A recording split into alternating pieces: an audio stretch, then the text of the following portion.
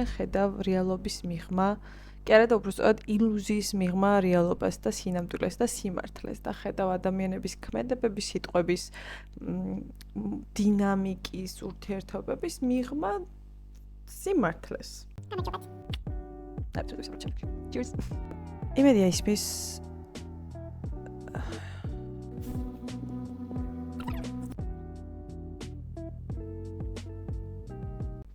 გამარჯობათ. დღეს მინდა ვისაუბრო მესამე თვალზე, ინტუიციაზე, მეექვსე ჩაკრაზე, სიმართლის ხედვაზე. ხშირ შემთხვევაში და მე თვითონაც ინტუიცია მეშლებოდა სიტყვა და მეგონა რომ მესამე თვალი იყო მომავლის ხედვის საშუალება და რესურსი და ეს ყოფილა აბსოლუტურად არასწორი. აი ძაღლი რო დებილი გამოდგა გახსოვთ? აღმოჩნდა უტვინო. ძაღლი და დაუნახავი. ვიდეოდან ეგეთი. ხო, ეს ყოფილა არასწორი და თურმე მესამე თვალი ბავშვობიდან გახსნილი მაქვს. რა არის ამის მინუსები და პლუსები? პლუსი არის ის, რომ შენ ხედავ რეალობის მიღმა, კი არა და უბრალოდ ილუზიის მიღმა რეალობას და სინამდვილეს და სიმართლეს და ხედავ ადამიანების ქმედებების, სიტყვების, დინამიკის, ურთიერთობების მიღმა სიმართლეს. როგორ ავხსნა, ისიც არ ვიცი. ეს არის პლუსი. ახლა მინუსებს კეთყვით. პირველ რიგში, როცა ამ სიმართლეს იძახი და ეუბნები, რომ აი ამიტომ აკეთებ ხო, ანუ რაღაც ან ესე ვქნათ, ან რაღაც, არ აქვს მნიშვნელობა, მის სიმართლეს ეხმიანები. ძალიან ბევრი ადამიანი შეგიძულებს და მიგატოვებს, იმიტომ რომ არავის არ უნდა თავისი ილუზიიდან შენს გამო გამოსვლა. თუ მოინდომებს მხოლოდ თავის გამო. და შენ დადიხარ ესე და განვიხილავ ეხა ჯერ პატარაობას და მერე ზრდასრულობას, მინუსებს. პატარაობაში ანუ ხედავ დაუშვათ ხო, ხედავ და ამ სიმართლეებს და ხედავ რომ ყველა იტყუება, უმეტესობა იტყუება. მე პატარაობისას არ მახსენდება ვინმე ისეთ შემხედრო და ვინც სიმართლისკენ იყო. და აი ყველა იტყუება. და შენ ხო ფიქრობ რომ ნუ ალბათ და ინდობი ხა ხო პატარა ახალი მასული ხარ სამყაროში და ფიქრობ რომ ალბათ ესე უნდა. ოკეი, მეც მოვიტყუები. ესე ვიტყუებით რა. მაგრამ ერთი-ორჯერ რო იტყვი რაღაც სიმართლეს დროს ხო ვიცით. გამახსენდა არა ერთი ჩემი მეგობარი, ბავშვობის მეგობარი ვინც იყო, მასთან ჩვენ ერთად ხშირად ვამბობდით ხოლმე რომ აი არც ვამბობთ არაფერს ხო იცი რომ კი ვიცი და ეს რაღაცა უსიტყვო გაგება გქონდა რომ ეს რაღაცა იყო ილუზია. თამაშები რა, ეს არის თამაშები. თამაშებში შედის ხალხო ადამიანის ტანჯვა, როგორ არის მიჯაჭული, ანუ მაგას ხედავ რა, რომ არის მიჯაჭული ტანჯვაზე, არის მიჯაჭული რომანტიკაზე, არის მიჯაჭული აი არბის იყო სამსახურზე არის მიჯაჭული და მე მეგონა რომ ამას თამაშობდა ხალხი. თურმე ესენი მართლა მიჯაჭულები არის. ოკეი. მეორე. როცა სიმართლეს იძახი, ეს იმდენად ანუ მით უმეტეს თავიდან რა იმდენად არა არგუმენტირებულია, იმიტომ რომ ვერც კი ხვდები არგუმენტი რაში გჭირდება სიმართლისთვის, რომ ანუ შეიძლება ვერც თქვა, რატო, ანუ ვერ დაადასტურო, რატო არის ეს ასე, რასაც შენ ხედავ. ეგ არის მეორე მინუსი, ძალიან ცუდი.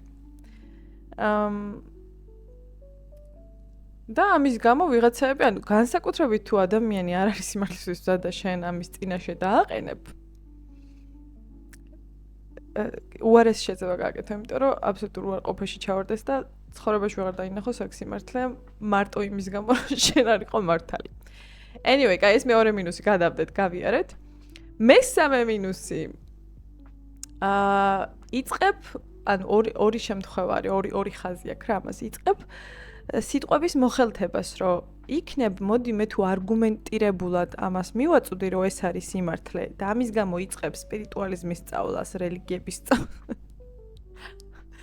ფსიქოლოგიის სწავლას, მედიცინის სწავლას, რომ აი 2+2 რო 4-ია რომ გააგებინო რა ამას რა, ანუ ვერ ხედავ რომ ეს ასეა და ცდილობ რომ უმარტივესი მეტაფორები, მაგალითები მოუყვანო და დაანახო რა. და მოერგო ამ იმას რა, მის განწყობას, ანუ მისივე ლექსიკით, მისივე აი რაღაცა ყველაზე მარტივ მომრავლებად ცდილობ რომ დაშალო სიმართლე, რომ აი ის მიაწოდო. ეს ყველაფერი იმიტომ რომ მარტო რო არ ახარ რა, ეგ რო გაიგო რა, იმიტომ რომ ყველა თავისას უბერავს, ყველა თავისას თამაშობს და შენც თამაშობ რა პრობლემა ხანდახან რაღაცებს თამაშობ, მაგრამ ანუ რაღაცა მომენტში ის გჭირდება რა გადავამოწოთ ხო ვიცით ხო გარკვეული ვარ. Anyway. ხო და მეოთხე, კი არა, ამის მეორე ხაზი რა, მინუსის მეორე ხაზი და ყველაზე საშინელი რაღაცა, რაც ბერნაუტს იწვევს. არის ეს ამბავი, რომ თან ანუ ასე ნელა და მძიმედ იმიტომ უყვები, რომ ძალიან განვიცდი ამას. ეს ამბავი არის, რომ სანამ სიტყვებს ისწავლი და სანამ იმას ისწავლი, რომ აი ეს ფსიქოლოგიას და იმებს სანამ ისწავლი, რომ ამათთან ის მიიტანო და ამას მაინც აზრი არ აქვს. ხონდ იმიტომ რომ ადამიანის თავისუფლებას ვერსად ვერ წავალთ და მათ თუ არ უნდა თუ არ ესაქმეს აკეთებთ, ამას ოღონდ ძალიან გვიან ხვდები.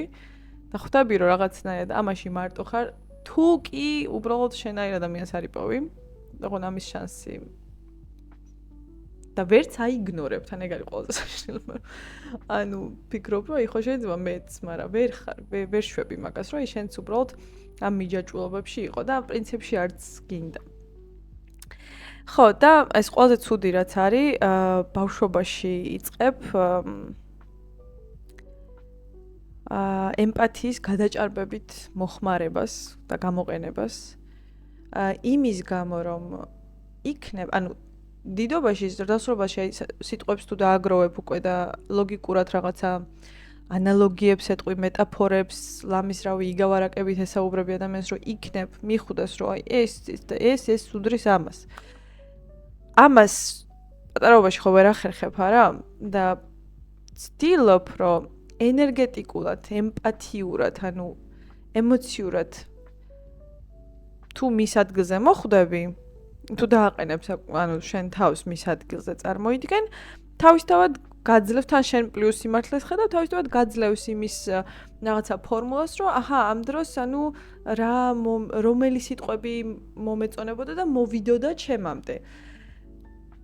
იმის ადგილზე ხარ და ეხა ამ მაქინაციებს რო ატარებ, ეხა წარმოიდგინე, ანუ შენ პირდაპირ სუფთად კი აღარ ამბობ სიმართლეს, იმიტომ რომ ადამიანებს თავისი სიბინძურე ამხქმელი პროცესორების გამო სიბინძურე არის ზოგან სიდებილე, ზოგან სიმარტივე, ზოგან სირთულე, ზოგან ტანჯვა, თუ მაგა თავისი პროცესორები რო აქვთ რა.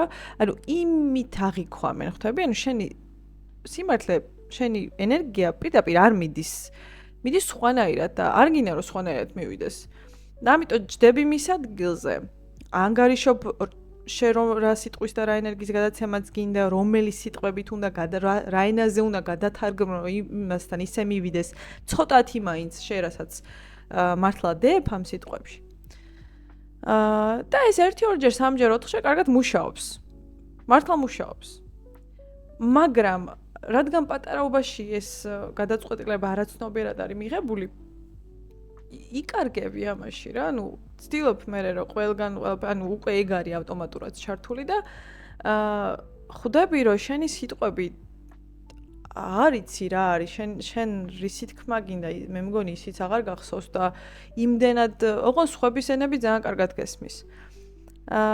და სხვების მიჯაჭულობები ძალიან კარგად გესმის, მაგრამ ვეღარ გამოდიხარ იქიდან, ხვდები უკვე ამ hustle-ში, ამ რაღაც არ ვიცი, ვარჯიში კი არა, ამ გადარჩენაში დაკარგე საკუთარი სიმართლე, საკუთარი თავი, გადაიწვი, დაიღალე, მე ამას მოყვება ბრაზი, უკვე გავიზარდეთ ნენელა. ამას მოყვება ბრაზი, რომ აი როგორ შეიძლება მე ესე ვცდილობდე და თქვენ არ გესმოდეთ და ან ერთმა მაინც არ ცადოს ეს, რომ იგივე ან სადღაც არ დავინახო და ოღონდ ეს არავინ შუაში არ არის რა. მე ვერ გეტყვით რომ ვინმეს ბრალია ეგ. უბრალოდ თქვენ არაცნობიერად ეგრე გადაწყვიტეთ სამწუხაროდ. და როცა ვამბობ თქვენ, ჩემ თავსაც გმულისხმობ და ამიტომ ძალიან გთხოვთ. ხო, აი ესეთი უცნაურია და ბოლოს იმაზე მიდიხარ, რომ მესამე თვალი თურმე კარგახანი აქტიურია შენი და ხედვა. მაგრამ ეს არის უბრალოდ ხედვა. ვერაფერს ვერ ცვლი.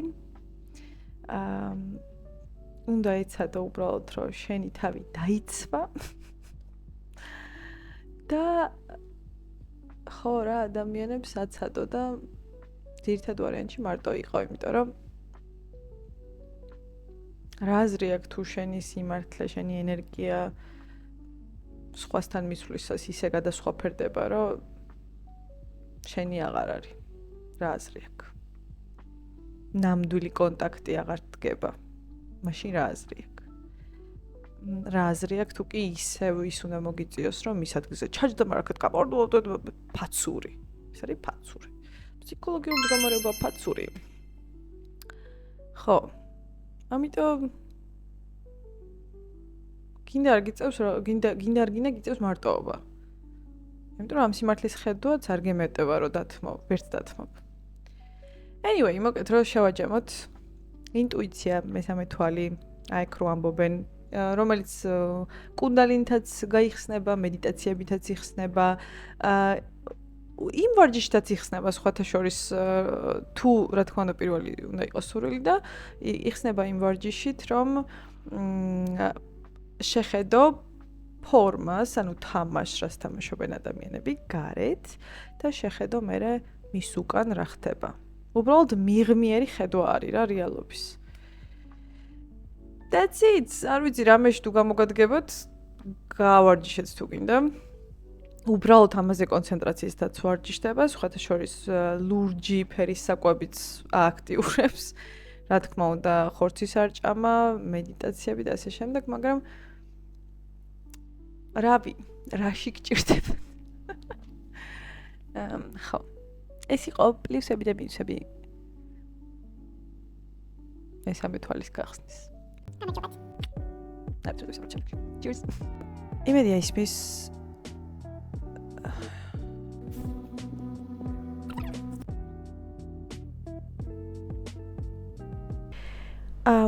იმედია ისმის ეს რატო ყირავდება? I don't have an anger issues. The world is wrong.